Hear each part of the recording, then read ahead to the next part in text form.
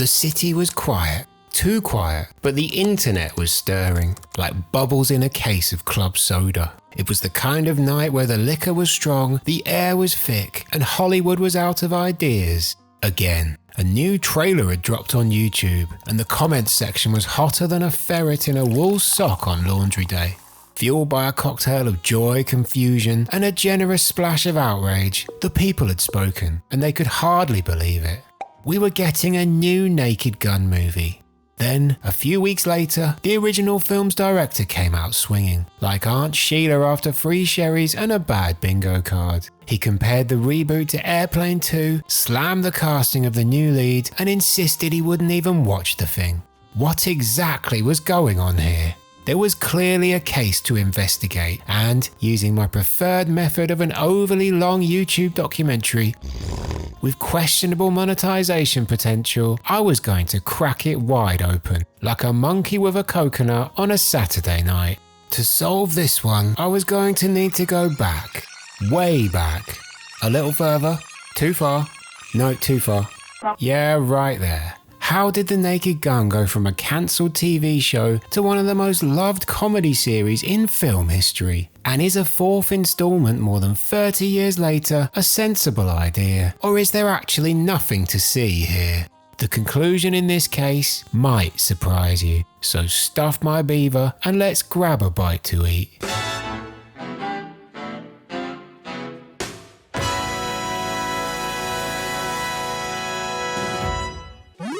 Hi, Culture Slice here. Welcome to the show. It's fair to say that the 4th Naked Gun movie has been a talking point this year, and as its release looms large, here at Culture Slice Towers, we thought it was high time to analyse the history, legacy and future of such an iconic film brand as it makes its way back to cinemas more than 30 years on. Because as the saying goes, you don't know where you're going until you know where you've been. So tonight we're going to jump right in, starting way back in 1980, when the closest thing people had seen to a Naked Gun was their drunk uncle trying to fix the VCR with a fork. And if you enjoy this kind of thing, liking and subscribing really does help out with that most temperamental of mistresses, the YouTube algorithm. But now, here's Tom with the weather.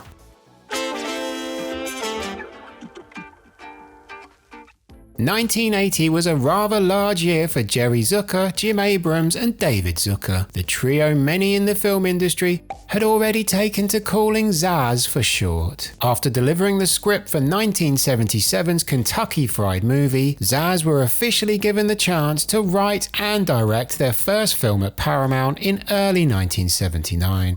Made for just $3.5 million and shot in little more than a month, that movie, Airplane, an all-out spoof of 50s thriller 0 Hour and disaster movies more generally, became a breakout smash hit for Paramount when it was released in the summer of 1980. Eventually grossing more than $170 million, Airplane would go down as one of the greatest comedy movies of all time, influencing generations of talent that followed and marking the spoof genre as a major player in Hollywood. It also surely had some of the most quotable lines in cinema history. Shirley, get it?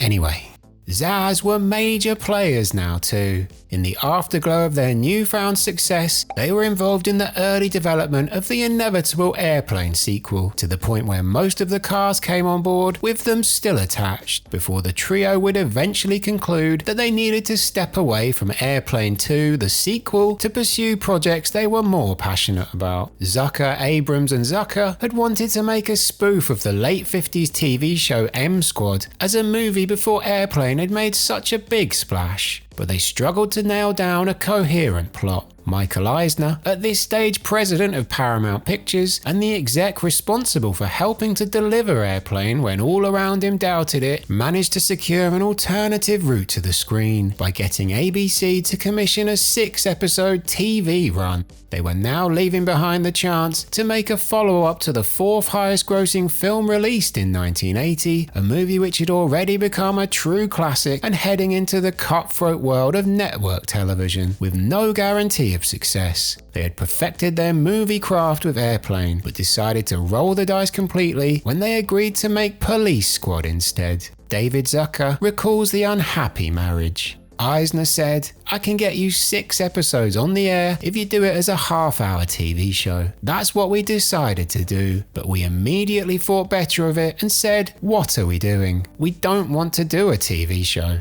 Police Squad, a send-up of the inner workings of the police force and the endless lineup of cop shows, would debut on ABC in March of 1982. But after flying so high with Airplane, Police Squad's reception and handling was a serious reality check.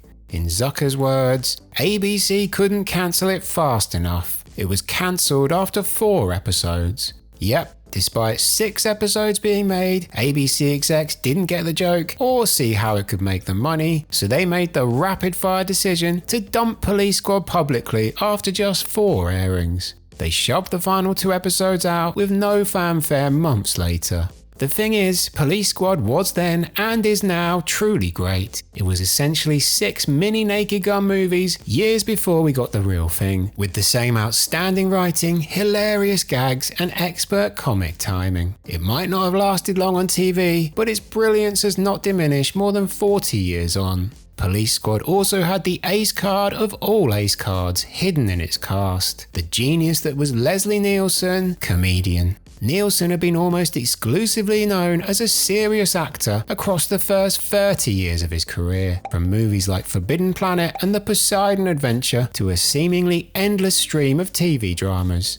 His casting in Airplane, though, would totally change his career and his life. Utilising his decades of experience to deliver clearly nonsensical dialogue with a completely deadpan seriousness, his performance was a revelation and played a major part in helping secure Airplane's place as one of the most iconic comedy movies ever made. Nielsen was the obvious choice for Detective Lieutenant Frank Drebin, especially given that he had played similar straight roles years earlier. His perfect casting as Drebin shone through the screen in Police Squad, but it seemed like it might be a false dawn after the series was canned so quickly. Also being canned was the franchise they had left behind. Airplane 2, the sequel, would land at the end of 1982 and prove a major disappointment across the board. With Zaz making every effort to distance themselves from the finished film, Airplane 2 would instead be directed by the man who brought us Grease 2. Hi, Culture Slice here. There could well be an argument to make a future Sequel Palooza episode about Airplane 2's tumultuous journey, so I won't say too much about this one for now. But let's just say that it underdelivered significantly on basically all fronts. Anyway, on with the video. In the years that followed the squad being shut down, the key players involved in the series continued their Hollywood journeys with varying levels of success. Zucker, Abrams and Zucker made 1984's Top Secret, a spoof of spy movies and World War II films starring Val Kilmer that made it very clear on the poster that it was from the makers of the original Airplane, and not the sequel. I loved this movie as a kid, but at the time it was considered a failure. It's a wild, messy, awesome ride though, if you haven't seen it. They also managed another hit in the summer of 1986, with Ruthless People starring Danny DeVito and Bette Midler, though this time they only directed from a script by Dale Lorna, after Michael Eisner, now in charge of Disney, reached out to them to make it. Earning more than $70 million and receiving rave reviews, Ruthless People would also be the final film that the Zaz trio would direct together. As for Leslie Nielsen, after his comedic coming out party in the early 80s, he was left somewhat spinning his wheels. He had to largely make do with various bit parts and second-rate attempts to make the most of his comedy stylings, from an alien parody called Naked Space that barely made it to a cinema screen, to a role in the 1986 C. Thomas Howell vehicle Soul Man, a film which is about... yeah, I'm not getting into that one today. Leslie Nielsen had clearly demonstrated his deadpan comedy greatness, but what he needed was the right vehicle to share it with the world, a leading role that would fit like a glove on a Tuesday afternoon.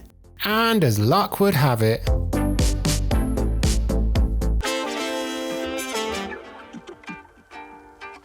despite all of the Police Squad disappointment, the process of pitching a feature-length movie based on the series to Paramount became the easiest pitch of David Zucker's career. By 1987, The Naked Gun was officially in production. The central creative team remained the same. Aside from Zaz, Pat Proft would work on the script, with Proft and David Zucker, who also sat in the director's chair, rewriting lines continually on set. Aside from Leslie Nielsen, the cast also included George Kennedy, who had won the Best Supporting Actor Oscar in 1968 for his performance in Cool Hand Luke as Frank's partner Ed. Priscilla Presley was a revelation as Jane, Frank's love interest, demonstrating a previously unseen level of comic timing and subtlety that, as Roger Ebert put it at the time, works as a counterweight to the less subtle aspects of the movie. Oh, and played the role of Detective Nordberg, with Ricardo Montalban cast as the lead villain after Zaz had seen him chewing up the scenery in Star Trek II. Going larger in scope than Police Squad, the story concocted involved a plan to assassinate Queen Elizabeth with only one man brave, or stupid, enough to stop it. Filming took place between February and April 1988 across Los Angeles, with a modest $12 million budget allocated for the project. Early versions didn't land as hoped, but by the time the tweaked, finished movie was delivered, and especially after audiences at later test screenings were hanging from the rafters with joy, Paramount realized they had a hit on their hands. They increased the marketing budget considerably, hoping to catch the same wave, or plane, that they had ridden to huge profits on Airplane, and gave The Naked Gun from the Files of Police Squad a prime holiday season release date of December 2nd, 1988. It's fair to say that comedies don't tend to have the easiest ride with critics, sometimes justified and sometimes not, but the reviews clearly demonstrated the greatness of The Naked Gun from the jump. It was labelled crass, broad, irreverent, wacky fun, and absolutely hilarious from beginning to end in Variety, and bottom line funny, often convulsively so in USA Today. Even Siskel and Ebert gave it 2 unequivocal thumbs up. It seems The Naked Gun's greatness really was undeniable. Audiences too were all in from the very start. The movie eclipsed its budget in its first week in North American cinemas, hitting top spot and achieving the week's highest per-screen revenue. Take that, Ernest Saves Christmas! Eventually hauling in over $78 million in the US and Canada. The movie would almost match that figure in international markets for a total worldwide gross of $152 million. Dialogue was on point, the performances were crackling, the visual gags popped out of the screen, and everyone was loving it. There was no doubt about it, The Naked Gun was a triumph. It also meant that a sequel was more likely than having pot roast for dinner, but not quite as hot and not quite as wet. There would be notable creative changes behind the scenes prior to The Naked Gun 2.5, The Smell of Fear making it to the screen. Jerry Zucker moved on to direct Ghost in 1990, not just his first dramatic film, but the first film he had directed alone. It was an enormous hit, far beyond expectations, grossing over $500 million and proving his ability beyond the comedy genre. Abrams, on the other hand, stayed in the parody world with Hot Shots, released just weeks after the Naked Gun sequel and starring Charlie Sheen, Valeria Golino, and the great Lloyd Bridges. Spoofing Top Gun in particular, Hot Shots would end up making over $181 million in cinemas and selling like mad on VHS. Hot Shots Part 2 would prove almost as popular 2 years later. Hot Shots helped to further contribute to what I think is fairly safe to say now was the golden age of the parody movie. So though they were credited as executive producers, and despite there being no falling out, when it came to the Naked Gun sequels, 2/3 of Zaz would have no creative input in the franchise going forward, leaving David Zucker to direct and write the script, along with Pat Proft. Aside from changes at the top though, it was largely business as usual for Part 2. The vast majority of the cast returned, adding the likes of Robert Goulet and Richard Griffiths this time, with a story involving Frank and Co. stopping a plot to cover up a report advocating for clean energy. But the plot really doesn't matter too much. The jokes are crisp, the weather is fine, and the formula is not tinkered with too much at all. Filmed between November 1990 and March 1991, Paramount went into the second one buoyed by the rapturous response to the first movie, confident enough to give the sequel a prestige summer release slot. As a kid, obviously I loved The Smell of Fear as much as the original, but I was surprised to see how mixed the reaction was at the time. Most critics saw it as inferior to Part 1, with the Chicago Reader calling it a feeble sequel to The Naked Gun that's about 1.5 rungs down from its predecessor, and the Los Angeles Times noting, "The only thing about The Naked Gun that won't make you laugh is the film itself." Not everyone was down on it though, of course, and lots of the reviews were generous in their praise, but there was, perhaps inevitably, a tad more negativity in the air. This was, by this stage, a completely critic-proof film though. With momentum now well and truly on its side, The Smell of Fear would land in cinemas on June 28, 1991 and outperform its predecessor at the box office, ending up with a total worldwide gross of $192 million, with over $100 million of that from international markets. This was now clearly a franchise to be reckoned with, like a tank breaking through the wall of a zoo. Just over 2 years later, Nielsen and co were back on set to complete the trilogy. This time though, Zucker wouldn't direct, taking a writing credit along with Pat Proft, but handing over the megaphone to Peter Siegel, who had been handpicked by Zucker to direct his first feature film. Naked Gun 33 1/3, The Final Insult, was in front of the cameras by August of '93. With the core team returning again, they were joined by newcomers Fred Ward, Kathleen Freeman and Anna Nicole Smith, as a gang of robbers planning an attack at the Academy Awards ceremony, with Smith's character Tanya Peters having a history with Frank that went all the way back to the groovy days of the 1970s. Extending the scope to parodying the likes of the Oscars, adding fake nominees like Mother Teresa the Musical, and Steven Spielberg's new epic Geriatric Park, and movies like The Untouchables and The Fugitive, Naked Gun 3 was, as evidenced by the title, clearly intended to be the end of the story, wrapping up plot lines like Frank and Jane's love story. Behind the scenes, there was something of a sense of comedy evolving too. In the years between the release of the first and third movies, the likes of Wayne's World and Encino Man, California Man as we knew it in the UK, had introduced a new generation of slacker humour to screens. By 1994, the rise of Jim Carrey exemplified a new type of comedy superstar. As Leslie Nielsen himself stated at the time, this was the right point to call it a day. Besides, the Naked Gun movies had a decades-long second life on the small screen to enjoy as well. As a finale though, most critics felt Part 3 was a downgrade on the second and especially the first installment. Siskel and Ebert still held a candle for it, giving it 2 thumbs up again, but comments from others like, "It's time for Drebin and the rest to finally retire their badges," and "The Naked Gun series is showing its age," demonstrated the prevailing headwind. As the Miami Herald summed it up, audiences have grown used to this style of stupid humour, so if a movie is going to employ the airplane format, the jokes have to be funny. Thankfully, at least some of the audience seemed to think they still were.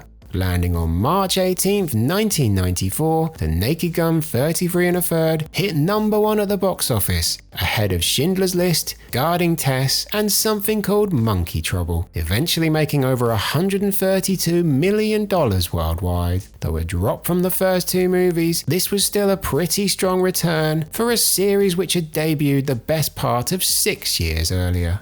I don't agree with the prevailing critical narrative either. I go back to watch Part 3 just as often as any other Naked Gun movie. Anna Nicole Smith's performance saw her receive the Worst New Star Award at the Razzies the following year, but I thought she deserved praise rather than scorn, and fitted in perfectly with the Naked Gun vibe. There's some cracking set-piece gags, Leslie Nielsen is still firing on all cylinders, the whole cast commits to the madness, and it was a fitting conclusion to what for me goes down as the greatest comedy trilogy in movie history. Which, to be fair, given how few major comedies have made it to the trilogy film in cinemas, is a title with about as much competition as a limbo contest at a retirement home. But the point is that the series was top-notch. If a film film this funny had turned up in cinemas in recent years, people would be planning a parade to celebrate. But at the time, there was a clear sense that The Naked Gun was past its sell-by date. Sometimes in life, you don't know what you've got until it's gone. But by the end of 1994, The Naked Gun definitely was gone. And like a toupee in a hurricane, it seemed like it might really be gone forever.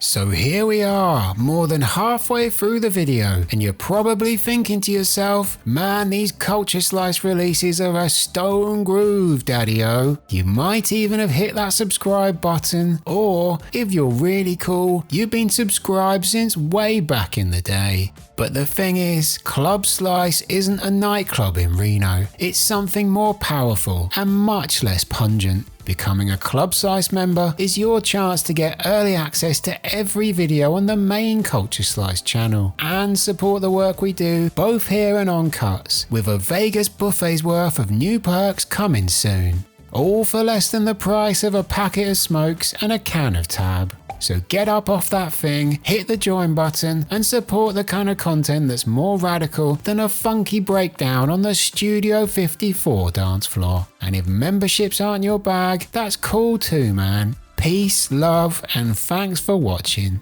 Club Slice. Throw some extra cheese on there.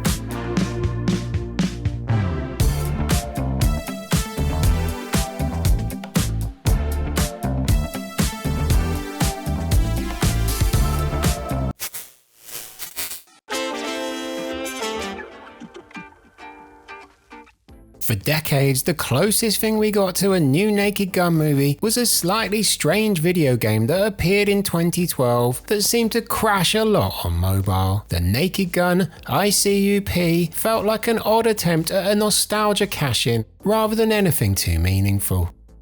Leslie Nielsen's career away from The Naked Gun became a case of diminishing comedic returns, despite his obvious greatness. Roger Ebert, calling him the Laurence Olivier of spoofs, couldn't hide the fact that so many of the films he was starring in didn't really deserve his talents.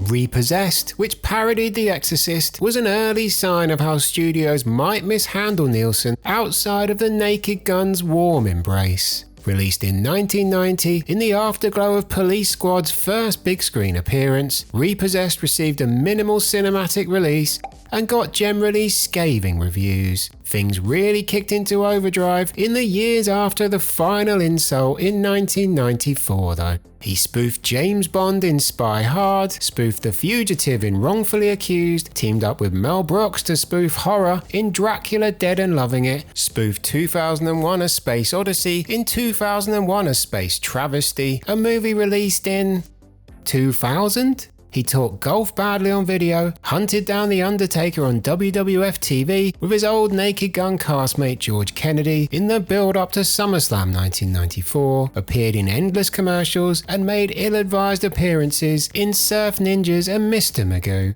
He made something of a comeback in Scary Movie 3, but I always look back on his post-Naked Gun career with a sense of sadness. Though he continued to work and some of his performances had their moments, it was clear that he could have done so much more. He became a punchline when his talents were no joke. It strikes me as a genuine shame that critics were writing things like avoid any comedy that features Leslie Nielsen outside of the Naked Gun series when he was just so good. Even if the man himself seemed happy with his lot, it always felt to me like this was an actor capable of being both funny and serious to excellent effect, but one stuck in a typecasting rut in the wake of his biggest triumph. Someone who just needed the right part to reinvent himself again. A major director to cast him out of the blue in a serious role in a big cinema release. For Leslie Nielsen, The Naked Gun became something of a golden cage. He also wouldn't get a redemption arc with the film series he was most synonymous with, despite early discussions around a fourth movie, Rhythm of Evil, in the 2000s. Nothing concrete ever materialized before Nielsen's passing in November 2010 at the age of 84. For the men behind the camera, the shadow of The Naked Gun loomed large too. Zaz would go their separate ways in the 90s. David Zucker reunited with Pat Proft and fellow Naked Gun 3 writer Robert Locash. to deliver the script for High School High, a little-remembered spoof of movies like Dangerous Minds, then made Basketball with Trey Parker and Matt Stone, and directed Nielsen again in a couple of scary movies that made lots of money. His brother Jerry, despite the massive hit Ghost, would only direct 2 more movies, First Night and Rat Race. Jim Abrams couldn't repeat his Hot Shots hit rate. Mafia in 1998 mocked crime movies to little interest, and that would be his lot as a director. He reunited with David Zucker to co-write Scary Movie 4, but the magic was long gone. The genre they had perfected certainly lost its magic too. The likes of Epic Movie, Meet the Spartans, and Disaster Movie from Friedberg and Seltzer, arguably the worst directors of all time ever anywhere, didn't help restore any sparkle. Films that didn't deserve to be mentioned in the same stratosphere as Zaz's best work, that simply recycled scenes from other movies and replaced punchlines with tired pop culture references, made parody a dirty word in Hollywood once again. Despite this, a 4th Naked Gun film lingered as a concept in Hollywood. In 2013, Paramount announced they were developing a new installment in the franchise, starring Ed Helms from a script by the writers of Night at the Museum and that god-awful 2017 Baywatch movie. The project never made it in front of the cameras. Then, in 2021, Seth MacFarlane took the reins as producer of a film many struggled to believe would be made. Before too long, he made it clear that Liam Neeson, an actor who built his reputation on dramatic roles rather than bringing the house down with laughter, would be his choice to play Frank Drebin Jr., the son of Frank Drebin. Obviously, Neeson had shown a distinct ability to not take himself too seriously in his late career resurgence as an action hero, and had experience working with MacFarlane as a guest star on Family Guy amongst other comic cameos. But still, headlining a new Naked Gun movie was a different animal altogether. Then Lonely Island member Akiva Schaffer, who had films like Popstar Never Stop Never Stoppin' on his CV, came on board as director, sharing his love for the franchise and noting the film would be a reboot of sorts, but would also stay true to the purposefully silly cop parody series, while stating that Liam Neeson wouldn't simply be mimicking Leslie Nielsen's performance. The cast soon filled out: Pamela Anderson, Paul Walter Hauser from Cobra Kai as Ed Hocken Jr., and Busta Rhymes and Cody Rhodes. It was a list crazy enough to pique the interest. It was wild, but it was also real. This was actually happening. And then, in April of this year, it did happen. The trailer for a brand new Naked Gun movie starring Liam Neeson dropped on YouTube. The reactions were mixed, but perhaps more positive than might have been expected. I know on my timeline and in my life quite a few people were pretty appalled there would even be a 4th film, that it represented the worst of lazy Hollywood thinking, but the majority of comments on the actual video were looking forward to it. The likes outweighed the dislikes, though the doubters were a vocal minority for sure, and nobody was more vocal than David Zucker, calling Liam Neeson a great actor but wrong for the part, and describing watching the trailer as a painful experience. He didn't hold back. "I regret having seen the trailer for it. It's like watching Two Girls, One I can't unsee it." Moving on. Writer Pat Proft didn't hold back either. "I'm not happy. It may come out and be great, and good for that, but I sure as should be writing it. We've been totally blocked out of it." Do Zucker and Proft have a point about their creative baby being taken away? They do, but IP ownership laying in the hands of faceless multinational conglomerates is kind of a hazard of the job in Hollywood. Although in saying that, when nothing shocks me much in the movie business anymore, I did do a double take when they announced they were actually going ahead with a new Naked Gun film. The Naked Gun? Really? Views from people close to me range from "it's just a film you cannot try to remake" to "is this a joke?" Views I understood completely initially, but this wasn't really a remake, and some of the jokes in the trailers so far have made me laugh. They addressed the elephant in the room and made it the funniest joke of the edit. If they could turn that negative into a positive, could they shift remaining negative sentiment as well? Though Seth MacFarlane's output, especially on the big screen, has been patchy, I mean, have you seen A Million Ways to Die in the West? He remains one of the most prominent comedy talents of the generation. And while I haven't loved everything Akiva Schaffer has done either, he does clearly have talent too. And as a director, he's had some strong moments, not least the 2022 Chip and Dale movie, which I thought was shockingly good. Although apparently, quite a few people online didn't like that one. Neeson too can be genuinely funny, even if that skill was generally hidden for the vast majority of his career. His casting was the kind of outside-of-the-box thinking that made a lot of doubters reconsider the validity of the project, or at least reconsider seeing the thing. But can the fourth Naked Gun movie prove itself more than just a nostalgia-driven cash grab? Only time will tell. And time, like the University of Southern California marching band outside a stadium, waits for nobody.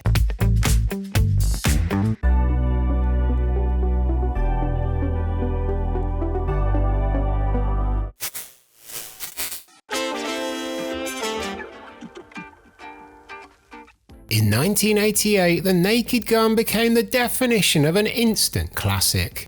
It managed to somehow feel like a movie that's always been there, reassuringly familiar, but also funny enough to survive endless repeat viewings. I don't think I will ever get tired of it, and I can't wait to share it with my kids one day. It was the perfect storm of creative leads at the peak of their powers, having the ideal platform and a star who was born to play the role. A truly, truly great comic moment. It's the kind of lightning in a bottle comedy moment that feels brand new every time you see it. It became the bar for all other spoof films, and really comedies in general, to aspire to. Leslie Nielsen himself shared his thoughts for just why it works so well. It's the contrast between a man who takes himself very seriously and the ridiculous things happening around him. There's no cynicism in The Naked Gun, it's just pure silliness, and that's rare.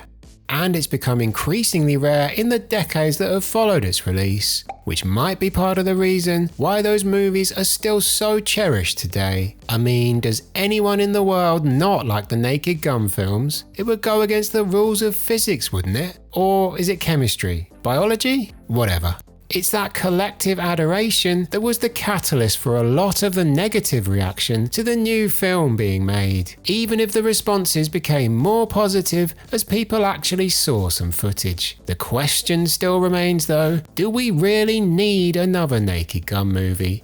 Technically no, we don't, even if the critical sentiment for the sequels at the time of their release told a slightly different story. We have what I consider to be 3 bangers already in existence, and I was supremely cynical when the reboot/sequel was announced. But do we need more straight-up comedy movies to be released in cinemas? Absolutely we do. And would a successful Naked Gun movie in 2025 help facilitate that? It would, or at least it could. And if this is a hit, then Hollywood might make more actual comedies for theatrical release, even some with brand new concepts. We could also get the renaissance of the spoof movie, a much missed staple ruined over the decades by some truly heinous crimes against cinema. Given the talent involved, the 2025 Naked Gun film might actually be funny too, which, for a comedy, is kind of the point, right? It's a seriously tall task to think it'll be as good as the original. In fact, it feels almost impossible given that Leslie Nielsen was quite literally the king of the format, but it doesn't need to be that level of elite to be a net positive for the future of the comedy movie. If you don't want to see the new Naked Gun as a matter of principle, I get it, but despite the noise, I'm going to judge it on its own merits. Whether you're watching this video before or after the 4th Naked Gun's release, and if you do decide to watch it, whether you think the film is good or not, in the longer term, the key metric will end up being the financial and to some extent cultural impact it has. I've said before that we need more original comedy concepts, but maybe this will be a roundabout way of achieving it. Or maybe I've just got my head in the clouds again. Hollywood seems to often learn the wrong lessons. Hopefully the brand new Naked Gun can become a fitting tribute to one of the greatest comic concepts and actors in Hollywood history, rather than tarnish their immense legacy. To have both Airplane and The Naked Gun on your resume is some going for a career. Whatever happens though, those movies are likely to live on forever. But your great genius is, if I may be a sycophant, is that you're so deadpan. I mean, surely when you're doing a scene like that, it's impossible.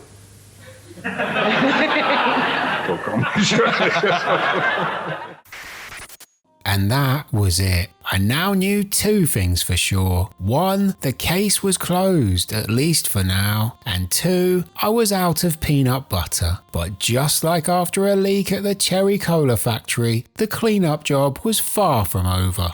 There will be plenty more cases to crack, both on the main Culture Slice channel and our shiny new second channel, Culture Slice Cuts. So slap on some lipstick and join the party. Thanks for watching, liking, subscribing, the whole kit and caboodle. Oh, and of course, save Ferris. I never met the guy, but I saw his name on a water tower once, and after all, isn't that what really matters?